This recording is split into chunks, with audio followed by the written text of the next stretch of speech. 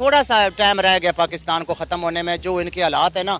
लेकिन इंडिया हम पे राज कर रहा है, आज से नहीं कर रहा, जब से मुशर्रफ गया उस दिन से कर रहा है। इनके मुआहदे सारे एक हैं। बुश फ़ोन करता था, हाँ जी तुमने जगह देने नहीं देने। बगराम से जब ये फौजियत तो इस्लामाबाद में इन लोगों ने कॉलेज की बच्चियाँ भी इन अमेरिकियों को पेश की हैं। तो हम काफर हो चुके हैं, हमें ईमान नहीं है। हमारे पाकिस्तान में बड़ी मुश्किल है कि हम जन्नत की तरफ जाएं। क्यों? जो हालात हैं यहाँ तक सोचते हैं कि क्या अगर ये मुल्क अलग ना होता तो हम ज़्यादा बेहतर हालात में ना होते। हम तो ये सोचते हैं कि जो यहाँ पर। नमस्ते दोस्तों, आप सभी को स्वागत है। आप सभी का भाई हिंदुस्तानी भाई के यूट्यूब चैनल में। तो दोस्तों, सिंगापुर में राष्ट्रपति चुनाव था। उस चुनाव में 3 आदमी खड़ा हुआ था। 2 था चीन का और 1 था इंडिया का। हाँ, इंडिया से रिश्ता रखते हैं वो, क्योंकि उसका जन्म हुआ था सिंगापुर में, लेकिन इंडिया से रिश्ता रखते हैं। राष्ट्रपति चुनाव में जिसका जीत हुआ है वो इंडिया से जो रिश्ता रखते हैं उसी का जीत हुआ है। इसका मतलब सिंगापुर का राष्ट्रपति है इंडियन। अभी जो नया राष्ट्रपति है सिंगापुर का वो है इंडियन। और 2 जो प्रतिद्वंदी था वो था चीन का, उसका हार हो गया। तो देखिए, इंडिया का राष्ट्रपति बना सिंगापुर में, तो इंडिया का दिल तो बहुत खुश हो गया। पूरा इंडिया के पब्लिक का दिल बहुत खुश हो गया, बहुत खुश है, क्योंकि इंग्लैंड का है राष्ट्रपति, वो भी इंडिया का है, इंडिया से रिश्ता रखते हैं। ठीक है, सिंगापुर का नया राष्ट्रपति बना, वो भी इंडिया से रिश्ता रखते हैं। ये तो इंडिया का बहुत खुशखबरी है ना। दुनिया में जो राष्ट्रपति बन रहा है वो इंडिया का बन रहा है। और अभी अमेरिका में राष्ट्रपति चुनाव होने वाला है, वहां पे भी जो खड़ा होगा वो भी इंडिया से रिश्ता रखते हैं। ये देख के एक देश बहुत जल रहा है, क्योंकि इंडिया का कुछ अच्छा होता है तो एक तो देश है ना, उसका जलन होता है बहुत। जिस चीज से इंडिया खुश होते हैं उस चीज से एक देश है उसका मिर्ची लगता है, भड़क जाता है वहां के पब्लिक। तो आप लोग तो समझ गए कौन सा देश हो सकता है। मेरा ही प्रतिवेशी देश है, वो है पाकिस्तान।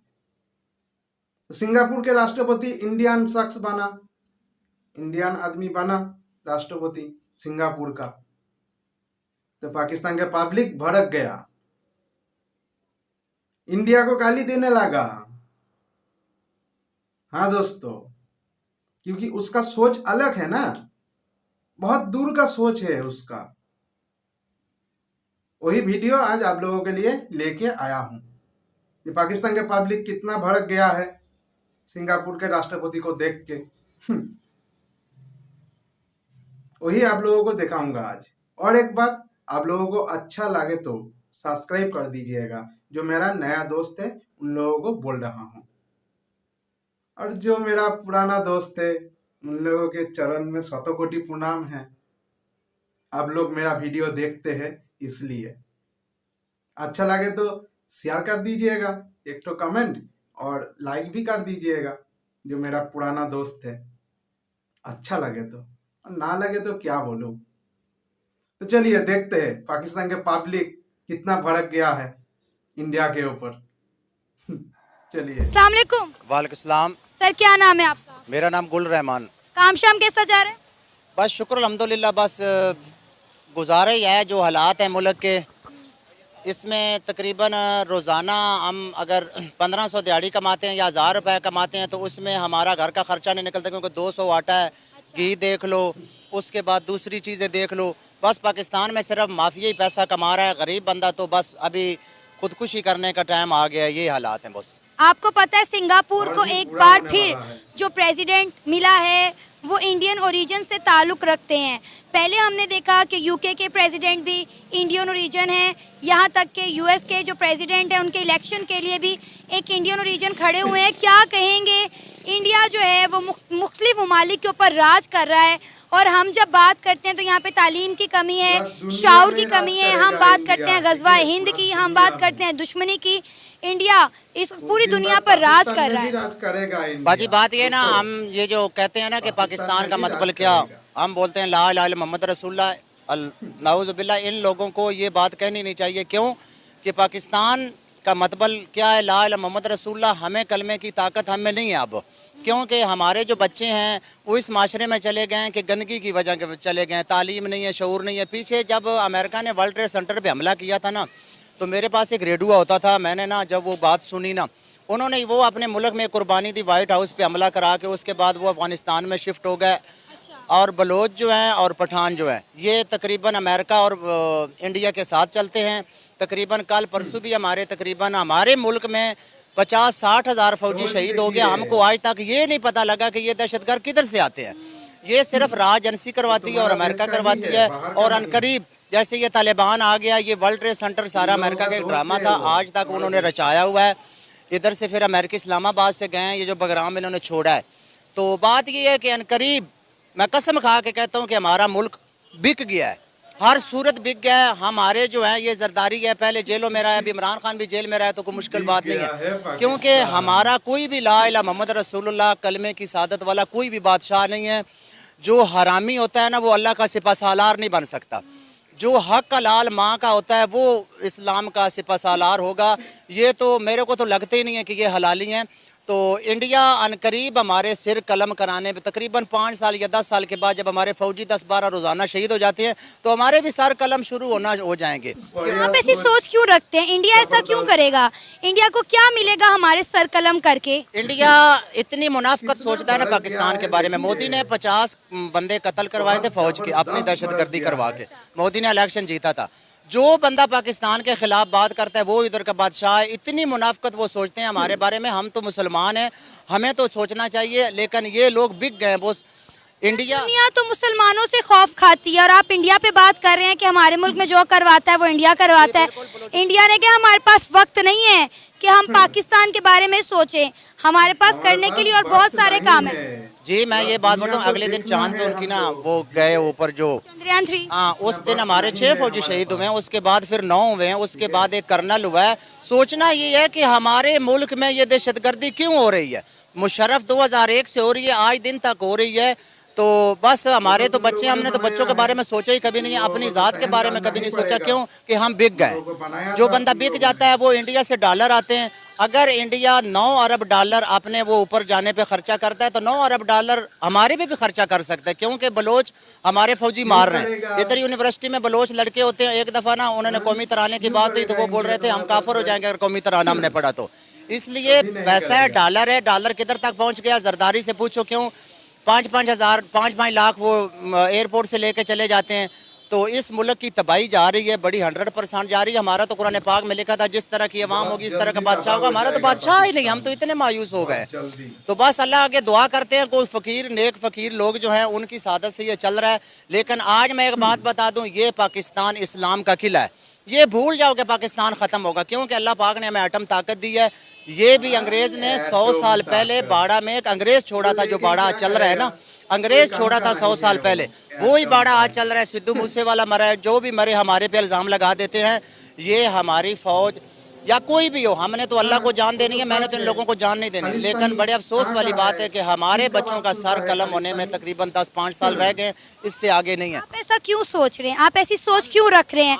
देखिए, अगर हम लोग यही सोच रखेंगे तो नफ़रतें बढ़ेंगी, कशीदगियाँ बढ़ेंगी। मेरा ख्याल है हमें सच्चाई बताई ही नहीं जाती, हमें सच्चाई से बड़ा दूर रखा हो जाता है। हमें मीडिया में कुछ बताया जाता है, किताबों में कुछ पढ़ाया जाता है, इसलिए लोगों को हकीकत पता ही नहीं है कि हकीकत क्या है। इसलिए लोग एक दूसरे से नफरत कर रहे हैं, मारने और काटने की बातें कर रहे हैं। जी देखो ना, अभी ये जो गुजरा जड़ावाला में जो क्रिश्चियन पे हुआ है, तो ये सारे ना एक जो ये सिस्टम बना रहे हैं ना, ये मुल्क की तबाही का बना रहे हैं। और इसके पीछे रा और अमेरिका है बॉस।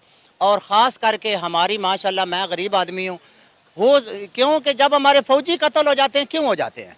एक माई का बच्चा अगर हमारे गांव में 3 शादियाँ हुई हैं, वो गरीब, उसमें एक माँ का बेटा एक था, क्यों भाई शहीद हुआ? अमेरिका का एक बंदा शहीद हो ना, मसलन नऊज़ुबिल्लाह काफिर हैं, मरते हैं। काबुल एयरपोर्ट से जब वो वापस जा रहे थे तो 15 अमेरिकी उन्होंने मरवाए। अभी दाइश का भी इशू आ रहा है कि दाइश आ रही है, करीब है तकरीबन थोड़ा सा टाइम रह गया पाकिस्तान को ख़त्म होने में, जो इनके हालात है ना। लेकिन इंडिया हम पे राज कर रहा है, आज से नहीं कर रहा, जब से मुशर्रफ गया उस दिन से कर रहा है। इनके मुआहदे सारे एक हैं। बुश फ़ोन करता था, हाँ जी तुमने जगह देने नहीं देने। बगराम से जब ये फौजी है तो इस्लामाबाद में इन लोगों ने कॉलेज की बच्चियाँ भी इन अमेरिकियों को पेश की हैं। तो हम काफिर हो चुके हैं, हमें ईमान नहीं है। हमारे पाकिस्तान में बड़ी मुश्किल है कि हम जन्नत की तरफ जाएं। क्यों? कि हमें ईमान की सादत नहीं है। हमें अपनी बहनों की गैरत बचाना या उनको उनकी इज़्ज़त बचाना हमें मुश्किल हो गई है बॉस, ईमान से। क्योंकि हम हक हलाल माँ का पैदा हुआ हूँ। मैं ईमान से कहता हूँ कि हमें अपने बच्चों और बहनों की इज़्ज़त बचाना इस मुल्क में मुश्किल हो गई है। इधर बहुत ज़्यादा हरामी है, हलाली बहुत कम है, मेरा ईमान है।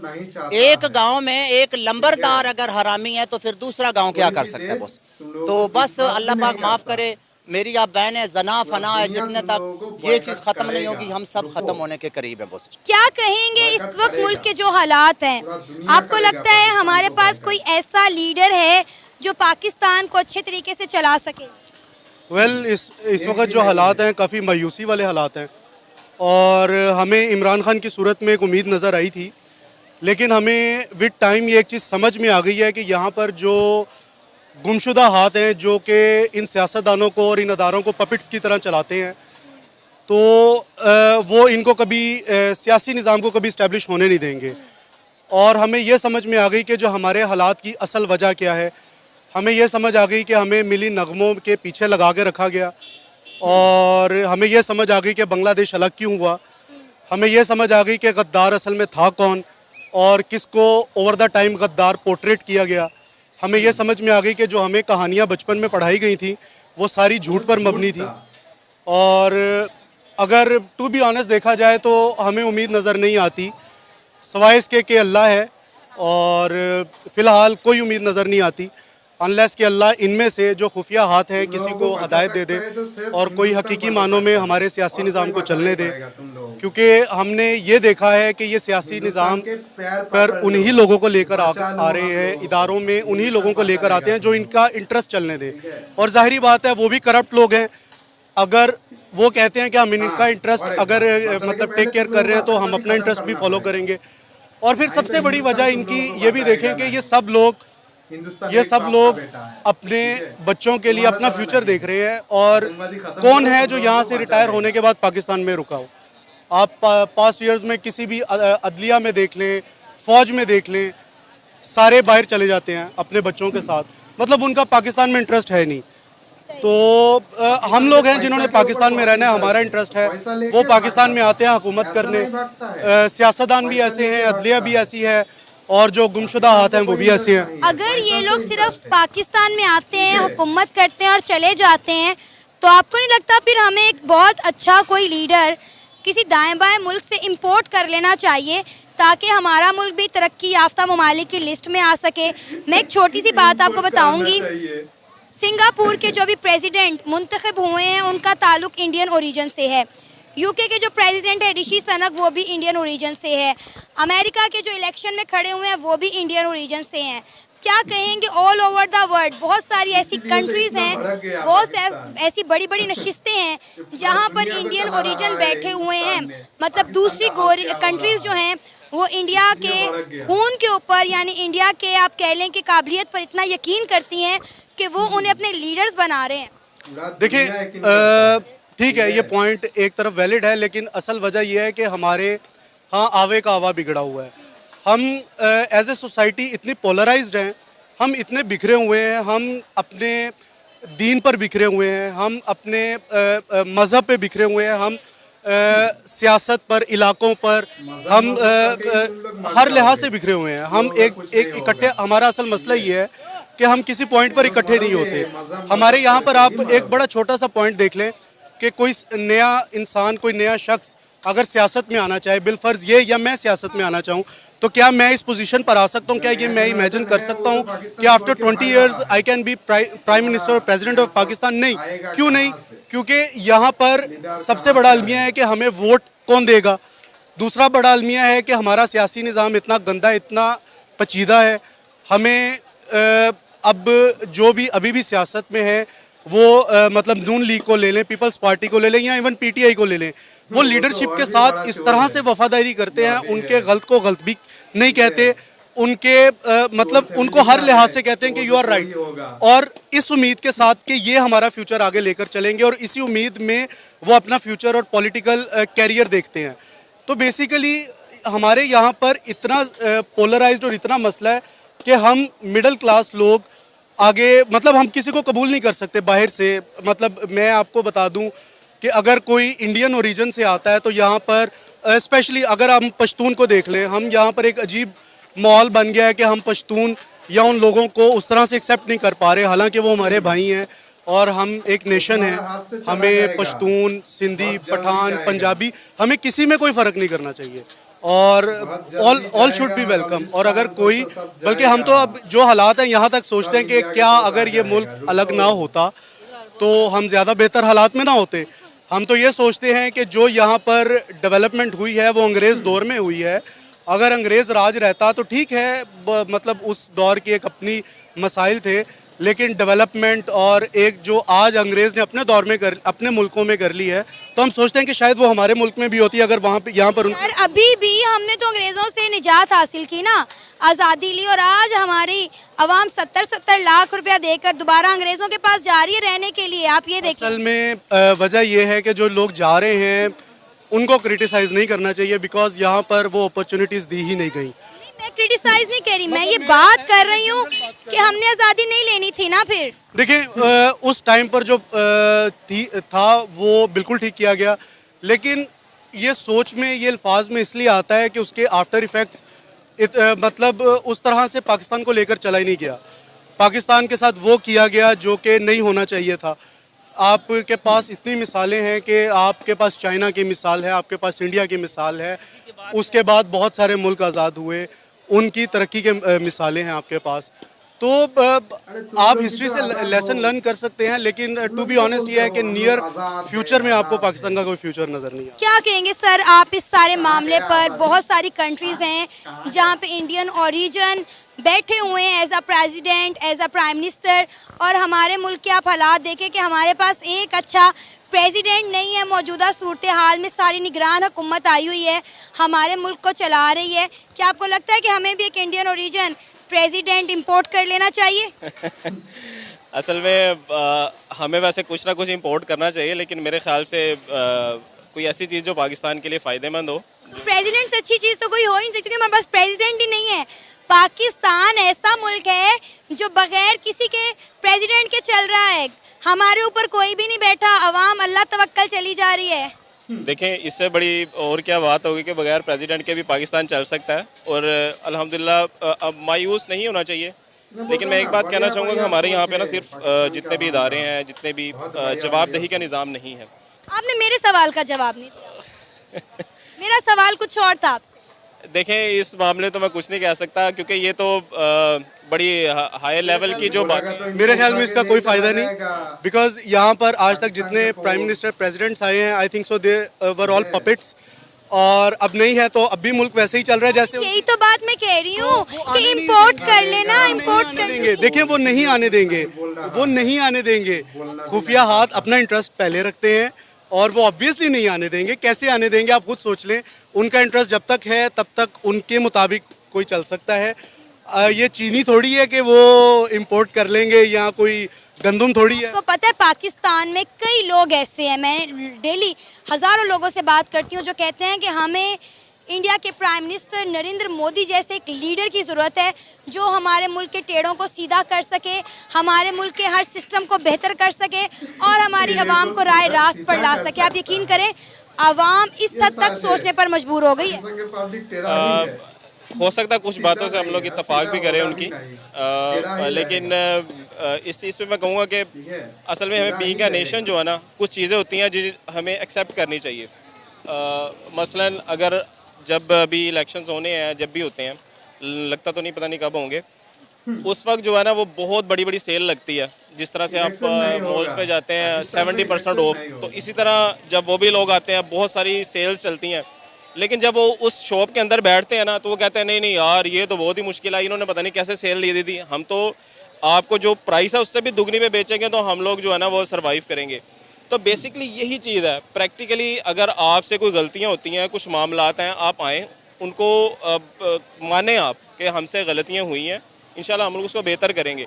लेकिन मसला सिर्फ ये है कि कोई भी शख्स अपनी गलती मानने को तैयार नहीं है। हम लोग गलत करते हैं और उसके बाद मीडिया पर आकर उसके मतलब बता रहे होते हैं कि ये बहुत अच्छा हम लोगों ने किया, इससे भी बुरे हालात हो जाने थे। अच्छा, आपको पता होगा कि सिंगापुर के जो नए प्रेसिडेंट बने हैं वो एक इंडियन ओरिजिन से ताल्लुक़ रखते हैं। क्या कहेंगे? पहले यूके के प्रेसिडेंट ऋषि सनक, इसके अलावा यूएस के अगर हम देखें तो उनके इलेक्शन में भी एक इंडियन ओरिजिन खड़े हुए हैं। क्या कहेंगे? पूरी दुनिया पे all over the world Indian origin का ही गलबा। तो दोस्तों, भड़कने का कारण समझ में आया ना, आ गया ना। मैं बोला ना, पाकिस्तान के पब्लिक ऐसे ही भड़क जाता है। ये तो बढ़िया बात हो गया, खुशखबरी हो गया इंडिया के लिए। तो पाकिस्तान के पब्लिक तो ऐसे ही भड़क जाएगा। इंडिया खुश होता है तो पाकिस्तान के पब्लिक भड़क जाता है, क्योंकि उस लोगों को सहन नहीं होता है। इंडिया के खुश पाकिस्तान के पब्लिक को सहन नहीं होता है, इसीलिए वो लोग भड़क जाता है। क्योंकि उन लोगों का सोच बढ़िया बढ़िया सोच है, बहुत बड़ा बड़ा सोच है। दुनिया के राजा बनना चाहता है पाकिस्तान के पब्लिक। लेकिन उन लोगों के दिमाग में ये बात नहीं है, ये वो लोग सोचते नहीं है जो पूरा दुनिया हम लोगों को बैन लगा रहा है। पूरा दुनिया पाकिस्तान को बैन लगा रहा है, अलग थलग कर रहा है दुनिया से। उन लोगों के जात भाई, वो भी उन लोगों को उनके देश से भगा रहा है। तुर्की भगा रहा है, अरब भगा रहा है, क्योंकि वो लोग जानते हैं पाकिस्तान के पब्लिक आएगा तो भीख मांगने लगेगा। पाकिस्तान से जो भी आएगा वो भीख मांगने लगेगा, इसीलिए वो देश से पाकिस्तानी को भगा रहा है और इंडिया को बुला रहा है, आओ मेरे देश में आओ, मेरे देश में आओ। इसीलिए तो पाकिस्तान के पब्लिक भड़क जाता है इंडिया के ऊपर, क्योंकि इंडिया का सोच तो ऐसा नहीं है ना। इंडिया सोचते हैं पूरा दुनिया का भला कैसे होगा, ये सोचते हैं इंडिया में। और पाकिस्तान सोचते हैं कैसे बुरा होगा पूरा दुनिया का। हम अच्छे रहेंगे, पूरा दुनिया चला जाए तो कोई प्रॉब्लम नहीं है, पूरा दुनिया। और वो लोग अच्छा रहना चाहिए, पूरा दुनिया से वो लोग सबसे अच्छा है और कोई इतना अच्छा नहीं है, सब बुरा है। सबसे बुरा तो इंडिया के पब्लिक है, क्योंकि काफिर है। हम लोग काफिर है, पाकिस्तान के पब्लिक स्वर्ग का औलाद है। और क्या बोलो, उस लोगों का सोच ही तो ऐसा है ना। इससे अच्छा और कोई नहीं हो सकता है, स्वर्ग का औलाद। इससे अच्छा और कुछ भी नहीं हो सकता है। तो दोस्तों, ये वीडियो आप लोगों को कैसा लगा ये कमेंट करके बोलिएगा, ठीक है। और अच्छा लगे तो शेयर कर दीजिएगा। जो मेरा नया दोस्त है उन लोगों को बोल रहा हूँ सब्सक्राइब कर लीजिएगा। ऐसा मजेदार वीडियो आते रहते हैं चैनल में मेरा, ठीक है। आप लोगों को वीडियो देखना है तो सब्सक्राइब करके ऑल बटन को दबाना है, एकदम जबरदस्त दबाना पड़ेगा। तो डेली का डेली वीडियो आप लोगों के पास पहुंच जाएगा, ठीक है। कोई पैसा नहीं लगता है, कोई पैसा नहीं लगता है सब्सक्राइब करने के लिए। सब्सक्राइब कर दीजिएगा। चलिए, जय हिंद, वंदे मातरम।